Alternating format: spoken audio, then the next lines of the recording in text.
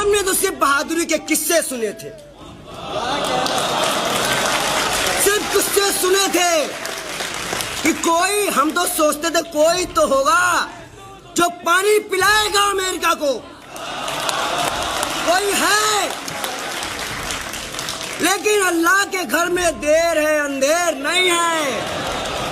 अल्लाह ने कहा रुको, अमेरिका घुटनों पे लाते हैं, और अमेरिका जैसा देश कह रहा है हम 30 की मंजूरी दे रहे हैं, आप तेल ले लो। अब हम हाथ जोड़ रहे हैं ईरान के आगे।